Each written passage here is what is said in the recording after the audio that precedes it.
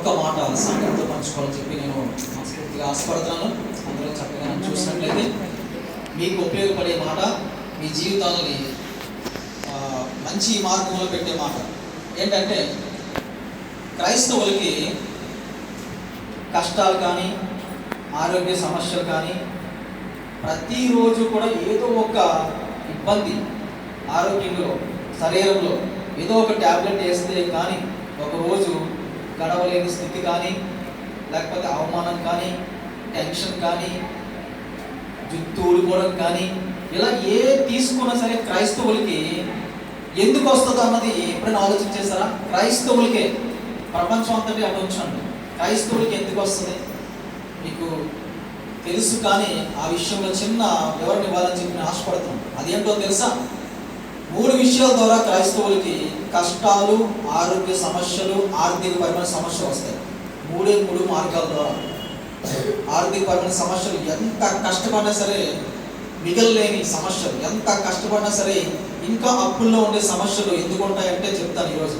ఇంకా ప్రతిరోజు ఆరోగ్యం పాడైపోవడానికి ఎందుకు కారణం అన్నది, ప్రతిరోజు టెన్షన్తో ఎందుకు ఒక రోజుని గడుపుతాం అన్నది తెలియడం కోసం 3 మార్గాలు ఉంటాయి. ఒకటి, సాతాను యొక్క శోధన, అది అందరికీ తెలుసు.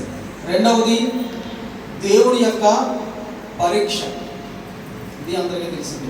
మూడవది, మన సొంత తప్పిదాలు. అంటే మీకు ఏదైనా ఆరోగ్య సమస్య వచ్చినా, మీకే కానీ క్రైస్తవులందరికీ కానీ ఈ 3 అడ్డులోనే ఉంటుంది. సాతాను శోధిస్తున్నాడు అంటే నువ్వు నిలబడి ఉన్నావని అర్థం చేసుకో. ఏమన్నావు? నువ్వు నిలబడి ఉన్నావు. నువ్వు లోకంలో పడుకుని లేవు, నిద్రపోయే దశలో నువ్వు లేవు, చాలా మెలకువగా నిలబడి ఉన్నావు.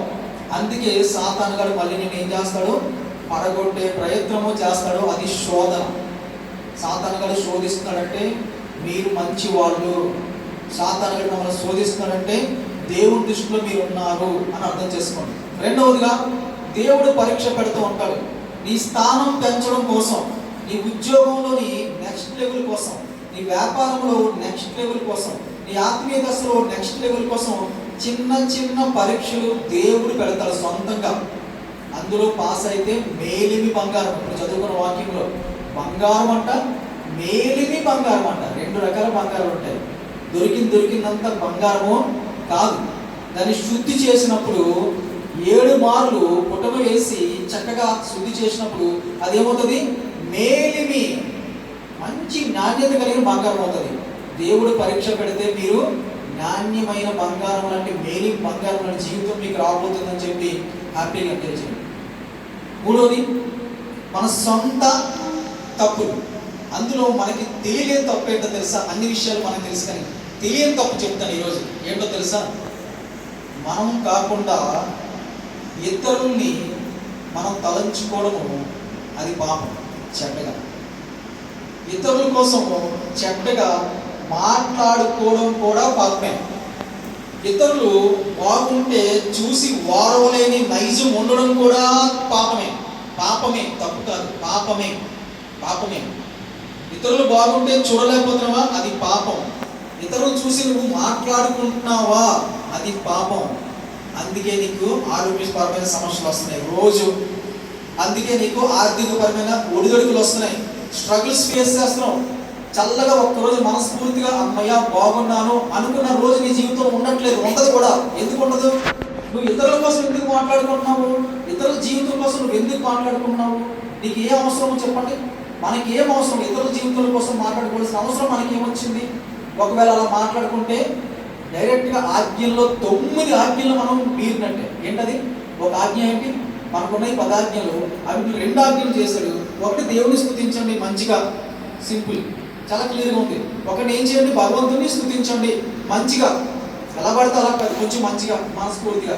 రెండవది, ఈ 9 ఆజ్ఞలను కలిపేస్తే మిక్సీలో వేసి బయటకు వచ్చి జ్యూస్ ఉంటుంది చూసారా, అదే 2వ ఆజ్ఞ. నిన్ను నువ్వు ఎలా ఫీల్ అవుతున్నావో ఇతరులు కూడా అలా ఫీల్ అవ్వు. నీకు మంచి జరగాలని ఆశపడుతున్నావా? ఇతరుల కోసం మంచి జరగాలని ఆశపడు. నువ్వు పాడైపోవాలని ఆశపడతావు ఎప్పుడైనా? లేదు కదా. మరి ఎందుకు పక్క వాళ్ళ కోసం పాడైపోవాలని ఆశపడుతున్నావు చెప్పండి. ఇలా ఆశపడితే 9 ఆజ్ఞల్ని మనం మీరినట్టు అయిపోతుంది దేవుడి దృష్టిలో. అందుకే క్రైస్తవులకి ఆరోగ్యపరమైన సమస్యలు వస్తాయి, తలకాయ నొప్పులు వస్తాయి, మైగ్రేన్లు వస్తాయి, ఎన్నో సమస్యలు వస్తాయి, ఆయాసం వస్తుంది, ఉబ్బరం వస్తుంది, ఎన్నో వస్తుంది. ట్యాబ్లెట్లు వేసుకున్నారు, గడిపి ట్యాబ్లెట్లు వేస్తున్నాం అనుకుంటున్నారు, కానీ ట్యాబ్లెట్లలో జరిగే నష్టమో మరి కాస్త ఎక్కువ. లోన ప్రతి ట్యాబ్లెట్ ద్వారా నీకు ఖచ్చితంగా నష్టం జరుగుతుంది. తెలుసా నీకు? ఎంతో కొంత నష్టం జరుగుతుంది. ఏ సైడ్ ఎఫెక్ట్ లేని ట్యాబ్లెట్లు ఏం లేవు. నువ్వు ట్యాబ్లెట్ వేసావు అంటే డోలా వేసినా, లేకపోతే సారిగన్ వేసినా, నైసిన్ వేసినా, ఏది వేసినా, బెటాసిన్ వేసినా, ఏది వేసినా దాని తాలూకా సైడ్ ఎఫెక్ట్ ఉంటుంది. కిడ్నీ డల్ అవుతుంది, ఊపిరితిత్తులు డల్ అవుతాయి, లివర్ డల్ అవుతుంది, ఎంతో డస్ట్ లోన్ పేరుకుపోతుంది, ఎన్నో కెమికల్ పేరుకుపోతుంది, అవి బయటికి వెళ్ళవు. అది అలా వెళ్ళిపోతుంటుంది, బాడీని నడిపిస్తుంటుంది, అది అలాగే ఉండిపోద్ది, బాడీని ముందుకు నడిపిస్తుంటుంది. తప్పదు కదా. ఇవన్నీ ఎందుకు వస్తున్నాయంటే 9 ఆజ్ఞల్ని చాలా సింపుల్గా మీరుతున్నాం మనం. ఎలా మీరుతున్నాం? చాలా సింపుల్గా. పక్కింటోళ్ళ కోసం మనకి ఏమైనా సంబంధం ఉందా? పక్కింటోళ్ళు ఫ్యామిలీ విషయాలు మనం ఏం పట్టించుకోవాల్సిన అవసరం ఉందా నీకు? ఊరికినే మాట్లాడుకుంటే 9 ఆజ్ఞలు మీరుతున్నావు.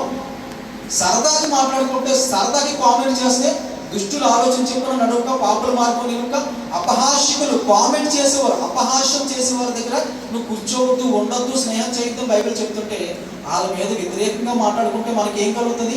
9 ఆజ్ఞలను మీరుతున్నావు. చాలా సింపుల్గా జస్ట్ కామెంటే కదా, జస్ట్ ఒక మాట అనుకున్నాం కదా, వాళ్ళు ఇలాగా, వాళ్ళు అలాగా, వాళ్ళు ఇది అని చెప్పి నువ్వు తిట్టుకున్నా సరే నీకు పాపం వస్తుంది. ఆర్థికపరమైన సమస్యలకు అదే కారణం, ఆరోగ్యపరమైన సమస్యలకు అదే కారణం, కుటుంబంలో ఇబ్బందులు పడడానికి అదే కారణం. పక్క వాళ్ళ కోసం ఏమి ఆలోచించదు. ఈ రోజు నుంచి పక్క వాళ్ళ జీవితం వాళ్ళు జీవిస్తారో దేవుడు చూసుకుంటాడు. నీ జీవితం నువ్వు జీవించాలి. కేవలం నీ కోసమే ఆలోచించే. పక్క వాళ్ళ కోసం ఆలోచన చేస్తావా? కేవలం పాజిటివ్. చిన్న నెగిటివ్ వచ్చినా సరే నీకు ఆరోగ్య సమస్య వస్తుంది. చిన్న నెగిటివ్ వచ్చినా సరే నువ్వు స్ట్రగుల్ ఫేస్ చేస్తావు, శాపగ్రస్తం అయిపోతావు. 9 ఆజ్ఞలు వచ్చేస్తున్నాయి. అక్కడ అర్థం చేసుకోండి సంగమా. 9 కమిట్మెంట్స్ వచ్చేస్తున్నాయి. 9 ఆజ్ఞల్ని ఇట్టే మీరుతున్నావా? 9 ఆజ్ఞల్ని. ఒకటైతేనే కష్టం అన్నాడు దేవుడు. 10 ఆజ్ఞల్లో ఒకటి మిస్ అయితే నీ పరలోక రాజ్యం లేదంటాడు. అన్ని పోయినట్టే. నువ్వు ఏకంగా 9ని ఇంకా మొదటిదంటారా? దేవుడు మనస్ఫూర్తిగా ఆరాధన చేస్తున్నారు లేదన్నది మీకు దేవుడికే తెలుసు. అర్థమవుతుందా? ఆరాధన విషయంలో కూడా దేవుడితో మనస్ఫూర్తిగా ఉండండి, దేవుడు అన్నట్టు ఉండండి. రెండోది, ఎవరి కోసం మీరు పట్టించుకోవద్దు. ఎవరి జీవితం కోసం మీరు అసలు ఆలోచన చేయొద్దు. నెగిటివ్గా అనిపించినా సరే మీరు అక్కడ స్టాప్ చేసేయండి. ఒక ఆలోచన వచ్చిందా, ఒక మాట అనుకుంటున్నారా, ఒక తప్పు మాట వస్తుందా, మీరు ఆపకపోతే మీకే నష్టం కలుగుతుంది, వాళ్ళకి కాదు. 9 ఆజ్ఞలు మీరకూడదు ఎప్పుడు కూడా. ఎట్ ఏ టైం 9 ఆజ్ఞలు మీరుతున్నారు. సంగమా గుర్తించుకోండి, మెలకువ కలిగి ఉండండి. దేవుడు మిమ్మల్ని సమృద్ధిగా దీవించును కాక. అమ్మగారు ముందుకు వచ్చి కొన్ని నిమిషాలు మనతో వాక్యం నుంచి మాట్లాడుతుండగా శ్రద్ధ కలిగి ఉందాము. సమయానుకూలంగా మనం ముందుకు సాగుదాం. ఆమేన్.